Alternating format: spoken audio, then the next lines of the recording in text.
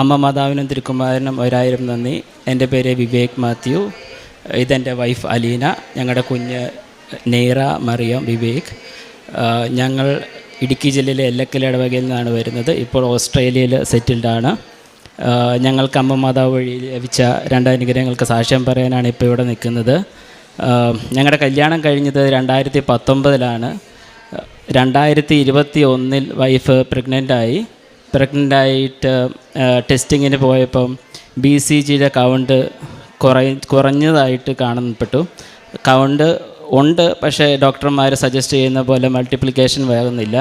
അപ്പോൾ അവർ അത് റിസ്ക്കാണ്, അപ്പോൾ മിസ്കാരേജിലേക്ക് പോകും എന്നും പറഞ്ഞുകൊണ്ട് നമുക്ക് ഡിയാൻസിയുടെ ഇഞ്ചക്ഷൻ നമുക്ക് തരികയും ഡിയാൻസി ചെയ്യേണ്ടി വന്നു. അപ്പോൾ അത് കഴിഞ്ഞിട്ടൊരു 6 മാസത്തെ ഗ്യാപ്പ് ഉണ്ടായിരുന്നു. ആ സമയത്ത് ഇപ്പോൾ എനിക്ക് ഉടമ്പടീനെ പറ്റി വലിയ അറിവൊന്നും ഉണ്ടായിരുന്നില്ല.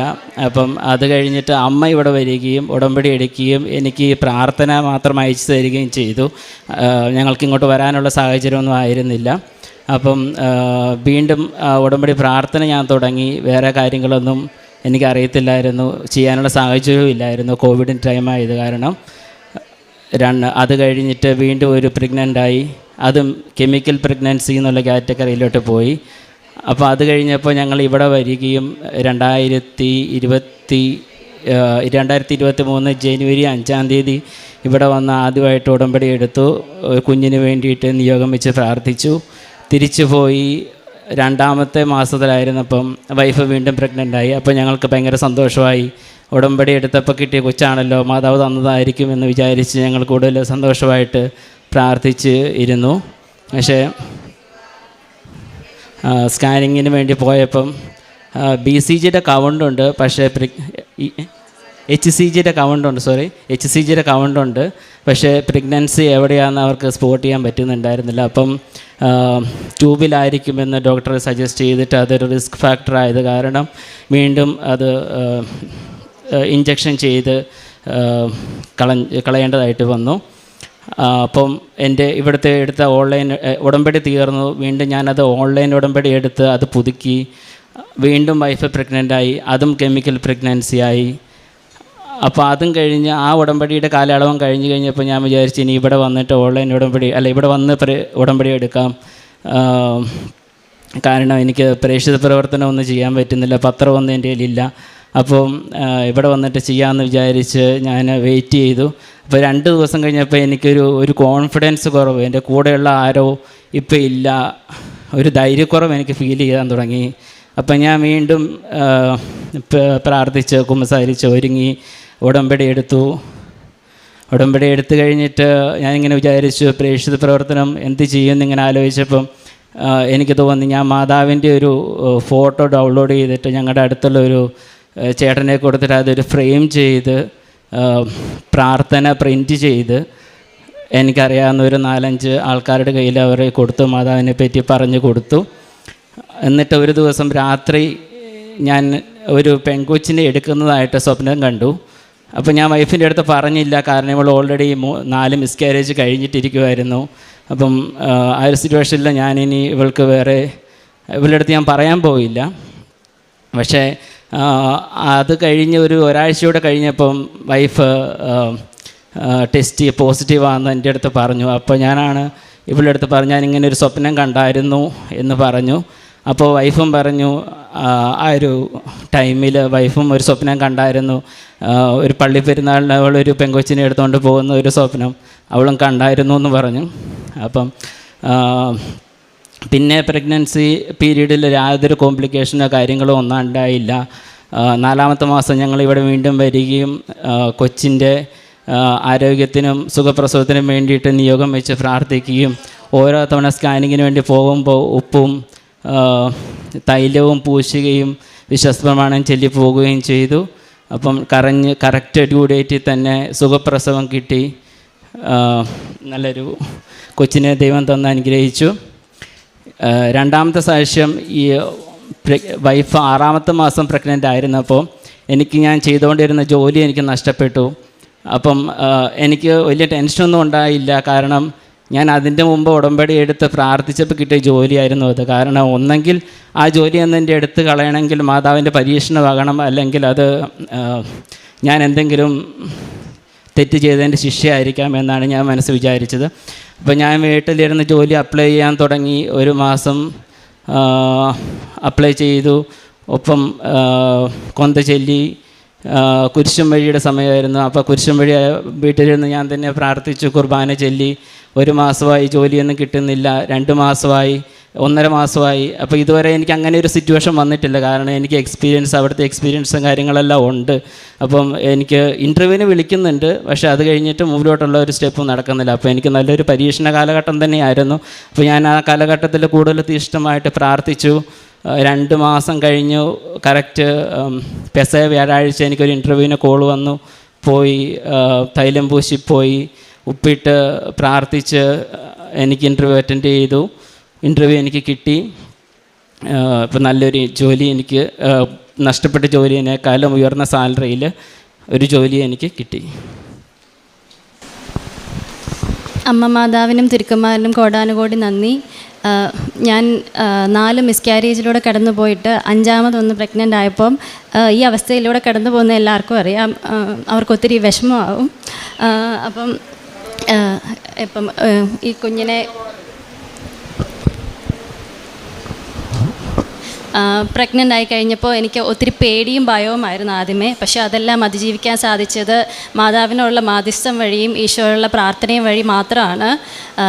ഈ കുഞ്ഞ് പോസിറ്റീവ് ആകുന്നതെന്ന് അറിയുന്നതിന് 4 ദിവസം മുന്നേ തൊട്ട് അവസാനം വരെ ഞാൻ എല്ലാ ദിവസവും ഒരു വചനം കൊച്ചിന് വേണ്ടിയിട്ട് മനസ്സിൽ പ്രാർത്ഥിക്കുമായിരുന്നു. അത് എനിക്ക് ആ സമയത്ത് എവിടെ നിന്നോ അച്ഛൻ്റെ പ്രസംഗത്തിലൂടെയൊക്കെ എൻ്റെ മനസ്സിൽ വന്നൊരു വചനമാണ്. മരണത്തിൻ്റെ താഴ്വരയിൽ കൂടിയാണ് നീ നടക്കുന്നതെങ്കിലും നീ ഭയപ്പെടേണ്ട, കർത്താവിൻ്റെ ചെങ്കോലും കിരീടവും നിനക്ക് ആശ്വാസം, നിനക്ക് ഉറപ്പേകും. അപ്പോൾ ഈ ഒരു വചനം ഈ കുഞ്ഞിന് വേണ്ടി ഞാൻ എന്നും ചൊല്ലി പ്രാർത്ഥിക്കുമായിരുന്നു. അപ്പോൾ എൻ്റെ ആ പ്രഗ്നൻസി മുഴുവൻ യാതൊരു പ്രശ്നങ്ങളും ഇല്ലാതെ ഈ 4 തവണ ഇങ്ങനെ പോയത് എന്തുകൊണ്ടാണെന്ന് ഒരു സ്പെഷ്യലിസ്റ്റിനോ ഡോക്ടറിനോ ഒന്നും കണ്ടുപിടിക്കാൻ സാധിച്ചില്ല, ആർക്കും സഹായിക്കാനും സാധിച്ചില്ല ഞങ്ങളെ. അപ്പം അങ്ങനെ ഒരു അവസ്ഥയിലൂടെ ആയിരുന്നു. പക്ഷേ പ്രാർത്ഥന വഴി മാത്രമാണ് ഈ കുഞ്ഞിനെ ഞങ്ങൾക്ക് ലഭിച്ചത്. അപ്പോൾ എനിക്ക് 1 or 2 തവണ ഉടമ്പടി എടുത്ത് അല്ലെ പ്രാർത്ഥിച്ചിട്ട് പിന്നോട്ട് മാറുന്നവരോട് പറയാനുള്ളത്, നിങ്ങൾ മനസ്സറിഞ്ഞ് പ്രാർത്ഥിച്ചാൽ ഉറപ്പായും ദൈവം നിങ്ങൾക്ക് തരും. അതിനുള്ള ഒരു ഉത്തമ ഉദാഹരണമാണ് ഞങ്ങളുടെ കയ്യിലിരിക്കുന്ന ഈ കുഞ്ഞ്. ഇവക്ക് ഞങ്ങൾ പേരിട്ടിരിക്കുന്നത് നെയ്റ മറിയം എന്നാണ്. അത് മാതാവിൻ്റെ പേരിനോട് വേണ്ടിയിട്ട് അങ്ങനെ ഇട്ടതാണ്. എല്ലാവരും പറഞ്ഞു മാതാവ് തന്ന കുഞ്ഞാണ്, അതുകൊണ്ട് ഞങ്ങൾ ഇവക്ക് മറിയം എന്ന് പേരിട്ടത്. സങ്കീർത്തനങ്ങൾ 126:3 കർത്താവ് ഞങ്ങൾക്ക് വേണ്ടി വൻകാര്യങ്ങൾ ചെയ്തിരിക്കുന്നു, ഞങ്ങൾ സന്തോഷിക്കുന്നു. വിവേക് മാത്യു എന്ന ഈ മകനും ജീവിത പങ്കാളിയും കരത്തിലിരിക്കുന്ന കുഞ്ഞോടുകൂടി പരിശുദ്ധ കൃപാസന മാതാവിൻ്റെ തിരുനടയിൽ വലിയ സന്തോഷത്തോടെ നന്ദി പറയുകയാണ്. ഈ കുടുംബം എത്ര കണ്ട് പൊള്ളുന്ന അനുഭവങ്ങളിലൂടെ കടന്നുപോയെന്ന് അവരുടെ വാക്കുകളിൽ നമ്മളോട് പങ്കുവച്ചു. സങ്കീർത്തനം 23:4 ഈ മക്കളെ മുന്നോട്ട് നയിച്ചതെന്ന് അവർ പറയുന്നുണ്ട്. മരണത്തിൻ്റെ നിഴലിവണ താഴ്വരയിലൂടെയാണ് ഞാൻ നടക്കുന്നതെങ്കിലും അങ്ങൻ്റെ കൂടെയുള്ളതിനാൽ അവിടുത്തെ ചെങ്കോലും ദണ്ഡും എന്നെ ആശ്വസിപ്പിക്കും. വലിയ തീവ്രമായ വേദനയിൽ ഓരോ തവണയും വലിയ പ്രതീക്ഷയോടുകൂടി ഒരു കുഞ്ഞിനെ ഉദരത്തിൽ സംവഹിക്കുകയും അല്പനാളുകൾക്ക് ശേഷം അത് ക്ലിനിക്കൽ ഇഷ്യൂസ് മൂലം അത് കുഞ്ഞിനെ നഷ്ടപ്പെടുകയും ചെയ്യുന്ന നിരാശയിലേക്ക് നിബന്ധിക്കുകയും പിന്നീടും അമ്മ മാതാവിൽ ശരണപ്പെട്ട് പ്രാർത്ഥിക്കുകയും ഉടമ്പടിയിൽ അല്പം പോലും ചഞ്ചലപ്പെടാതെ പൂർണ്ണ വിശ്വാസത്തോടു കൂടി തുടരുകയും ചെയ്തതിൻ്റെ സാക്ഷ്യമാണ് ഈ മക്കൾ പങ്കുവയ്ക്കുന്നത്. അമ്മ മാതാവ് എങ്ങനെയൊക്കെ പരിപാലിച്ചുവെന്ന് അവർ പറയുന്നുണ്ട്.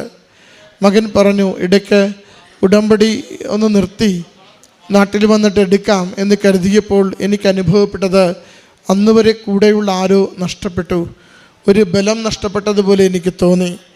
അതാണ് ഉടമ്പടിയുടെ ഒരു പ്രത്യേകതയും. നമ്മൾ ഉടമ്പടിയിലാണോ, ആ ഉടമ്പടി ജീവിതം നമുക്ക് നൽകുന്നത് പരിശുദ്ധമ്മയുടെ സാന്നിധ്യവും അമ്മ മാതാവ് കൈമാറുന്ന ഒരു ആത്മബലവുമാണ്. ഈ ആത്മബലമാണ് നമ്മുടെ ജീവിതത്തെ കൂടുതൽ പ്രത്യാശയോടെ മുന്നോട്ട് പോകുവാൻ സഹായിക്കുന്നത്. മകനത് എടുത്തു പറയുന്നുണ്ട്, ഒരു ധൈര്യം നഷ്ടപ്പെട്ടതുപോലെ എനിക്ക് തോന്നിയെന്ന്. വീണ്ടും മകൻ പറയുന്നുണ്ട്, അമ്മ മാതാവ് കണ്ണീരോടെ പ്രാർത്ഥിച്ച് അതിൻ്റെ എല്ലാ പ്രവൃത്തികളിലേക്ക് ഞാൻ നന്നായി തുടങ്ങിയപ്പോൾ എങ്ങനെ സഹായിച്ചുവെന്ന്. പ്രേക്ഷിത പ്രവൃത്തികൾ, കാരുണ്യ പ്രവൃത്തികളൊന്നും ചെയ്യാൻ പറ്റാതെ വിഷമിച്ചപ്പോൾ എങ്ങനെ ഇത് ചെയ്യുമെന്ന് ആലോചിച്ചപ്പോഴാണ് അത് നെറ്റിൽ നിന്നും കൃപാസനം അമ്മയുടെ ചിത്രം ഡൗൺലോഡ് ചെയ്ത് അത് ഫ്രെയിം ചെയ്യാനും അതിൻ്റെ പ്രാർത്ഥന അച്ചടിച്ചുകൊണ്ട് കൊടുക്കുവാൻ വേണ്ടി തീരുമാനിക്കുകയും അത് കുറച്ചു പേർക്ക് വിതരണം ചെയ്ത് കഴിയുമ്പോൾ ആ ദിവസം രാത്രി തന്നെ സ്വപ്നമുണ്ടാകുന്നു, ഒരു പെൺകുഞ്ഞിനെ കയ്യിലെടുത്തുകൊണ്ട് നടക്കുന്നുവെന്ന്. ഭാര്യയോട് പറയുവാനോ, കാരണം അവളെങ്ങനെ ഈ 4 മിസ്കാരേജിന് ശേഷം ഏതൊരു മാനസികാവസ്ഥയിലാണെന്ന് അറിയാവുന്നത് കൊണ്ട് പറയുവാൻ തുനിഞ്ഞില്ലെങ്കിലും അമ്മ മാതാവ് കൊടുത്ത കമ്മ്യൂണിക്കേഷൻ സന്തോഷത്തോടുകൂടി വിശ്വാസത്തോടുകൂടി ഹൃദയത്തോട് സ്വീകരിക്കുകയാണ്. മകൾ അതുപോലെ തന്നെ പറയുന്നുണ്ട്, ഞാൻ ക്യാരിയിങ് ആകുന്നതിന് 2 ആഴ്ച മുമ്പ് പള്ളിപ്പെരുന്നാളിന് ഒരു പെൺകുട്ടിയുമായി പോകുന്നതാണ് എനിക്ക് ലഭിച്ച ഒരു സ്വപ്നമെന്ന്. അമ്മ മാതാവ് 2 പേർക്കും ഒരേപോലെ കമ്മ്യൂണിക്കേഷൻ നൽകിക്കൊണ്ടാണ് ഞാൻ അനുഗ്രഹിച്ച് നൽകുന്ന ഒരു കുഞ്ഞാണ് ഉദരത്തിൽ വളരുന്നതെന്ന് ഇവരെ ബോധ്യപ്പെടുത്തി കൊടുക്കുന്നത്. ആ മക്കൾ പറയുന്നുണ്ട്, സുഖപ്രസവത്തോടുകൂടി ആരോഗ്യമുള്ള കുഞ്ഞിനെ അമ്മ മാതാവ് നൽകിയതിനെക്കുറിച്ച്. ജോലി നഷ്ടപ്പെടുമ്പോഴും സംഭവിക്കുന്ന സാക്ഷ്യം, അത് ഒത്തിരി എക്സ്പീരിയൻസ് അവിടെ ഉണ്ട്. കഴിവുകൊണ്ട് ഒരിക്കലും നഷ്ടപ്പെടാതിരിക്കേണ്ട ജോലി, അത് നഷ്ടപ്പെടുമ്പോഴും ഉടമ്പടിയിൽ ആശ്രയിച്ച് പ്രാർത്ഥിക്കുന്നു. കൂടുതൽ മെച്ചപ്പെട്ട ജോലിയിലേക്ക് അമ്മ മാതാവ് ചുരുങ്ങിയ ദിവസങ്ങൾ കൊണ്ട് തന്നെ തിരികെ പ്രവേശിക്കുവാനുള്ള വഴികൾ തുറക്കുകയും ചെയ്യുന്നു. പ്രിയമുള്ളവരെ, ഈ മക്കളുടെ വാക്കുകളിൽ എങ്ങനെ അസാധ്യ കാര്യങ്ങൾ സാധിച്ചു കൊടുക്കുന്ന അമ്മയുടെ സാന്നിധ്യം അനുഭവിക്കുവാൻ സാധിക്കും. ഡോക്ടർമാർ വിദേശത്തുള്ളവരും നാട്ടിലുള്ളവരും ഒരുപോലെ പറയുന്നു, എന്തുകൊണ്ടിങ്ങനെ തുടർച്ചയായി മിസ്കാരേജ് വരുന്നുവെന്ന് ഞങ്ങൾക്കിത് പറയുവാനാവില്ല. പ്രത്യേകിച്ച് മരുന്നൊന്നും തരാനുമില്ല. എല്ലാം ഓക്കെയാണെന്ന് പറയുമ്പോഴും ഇവരനുഭവിച്ച വലിയ സങ്കടത്തിന് മാതാവ് മാത്രമാണ് ആശ്വാസവും പരിഹാരവും ഉത്തരവും നൽകിയത്. വീണ്ടും സമയച്ചുരുക്കത്തിൻ്റെ അമ്മ ആ ഉടമ്പടിയോട് പുലർത്തിയ വിശ്വസ്തതയിൽ, ആ ഉടമ്പടിയിൽ ആഗ്രഹിച്ചുകൊണ്ട് അമ്മ മാതാവിൻ്റെ ചിത്രവും പ്രാർത്ഥനയും കൊടുത്ത് ഒന്ന് ഉടമ്പടിയെ ബലപ്പെടുത്തിയ ദിവസങ്ങളിൽ തന്നെ അടയാളം കൊടുത്തുകൊണ്ട് ആ പ്രഗ്നൻസിയെ കൺഫേം ചെയ്യുന്നതാണ് നമ്മൾ കാണുന്നത്. അതോടൊപ്പം ആഗ്രഹിച്ച് പ്രാർത്ഥിക്കുമ്പോൾ നാട്ടിൽ വന്ന് ഒത്തിരി യാത്രകൾ ചെയ്ത് മടങ്ങിപ്പോയെങ്കിലും ഉദരത്തിലുള്ള കുഞ്ഞിന് യാതൊരു കുഴപ്പവുമില്ലാതെ ആരോഗ്യത്തോടു കൂടി ആ മകൾക്ക് ലഭിച്ചു എന്നത് മകൾ പോലും അത്ഭുതപ്പെട്ട് പറയുന്നതുമാണ്. പിന്നെ ഒരനുഗ്രഹം കിട്ടുമ്പോൾ നമ്മളതെങ്ങനെയാണ് നിരന്തരം ജീവിതത്തോട് നിലനിർത്തുക, അതും പ്രധാനപ്പെട്ടതാണ്. അതുകൊണ്ട് ഒരിക്കലും മറക്കാതിരിക്കുവാൻ ആ ഓമനത്വമുള്ള കുഞ്ഞിന് അവർ മറിയം എന്ന് തന്നെ പേര് കൊടുക്കുന്നു. ദൈവത്തോട് തിരികെ കൊടുക്കാനാവുന്ന നന്ദി അതാണ്. എന്നെ അനുഗ്രഹിച്ച ദൈവത്തെ ഞാൻ ഒരിക്കലും മറക്കില്ല. എനിക്ക് ഇത്ര നാൾ മരുന്നുകൊണ്ടോ മറ്റ് കാര്യങ്ങൾ കൊണ്ടോ ഒന്നും ലഭിക്കാതെ ദൈവാശ്രയത്വത്തിൽ മാത്രം എനിക്കെൻ്റെ ഉദരത്തിലൊരു കുഞ്ഞിനെ ദൈവം ഉരുവാക്കിയെങ്കിൽ ഞാൻ ആ ദൈവനാമത്തെ മഹത്വപ്പെടുത്തി ആ അമ്മ മാതാവിൻ്റെ സ്മരണ ഓരോ നിമിഷവും നിലനിൽക്കുവാൻ വേണ്ടി ഞാൻ അങ്ങനെ തന്നെ പേര് ചൊല്ലി വിളിക്കുമെന്ന്. അതും ഈ മക്കളെടുത്ത വളരെ നേരത്തെ എടുത്ത തീരുമാനമായിരുന്നു, കുഞ്ഞിൻ്റെ പേര് മറിയമെന്നായിരിക്കുമെന്ന്. പ്രിയമുള്ളവരെ, ഉടമ്പടി ജീവിക്കുമ്പോൾ കുടുംബങ്ങൾ എങ്ങനെ ശാക്തീകരിക്കപ്പെടുന്നു, കുടുംബങ്ങൾ എങ്ങനെ അത്ഭുതകരമായി അനുഗ്രഹിക്കപ്പെടുന്നു, സാധ്യത മങ്ങുന്നിടത്ത് എങ്ങനെ ദൈവം പ്രവർത്തിക്കുന്നു, ആത്മശക്തിയോടുകൂടി ജീവിതത്തിൻ്റെ പ്രതിസന്ധികളെ തരണം ചെയ്യുവാൻ എങ്ങനെ സാധിക്കുന്നുവെന്ന് ഈ 2 പേരും സന്തോഷത്തോടെ സ്നേഹത്തോടെ അമ്മ മാതാവിൻ്റെ തിരുനടയിൽ വാക്കുകൾ കൊണ്ട് സാക്ഷ്യപ്പെടുത്തുന്നു. ഇവർക്ക് ലഭിച്ച അനുഗ്രഹത്തിന് നന്ദി പറഞ്ഞുകൊണ്ട് കരങ്ങളടിച്ച് ഈ സാക്ഷ്യം നമുക്ക് സമർപ്പിക്കാം.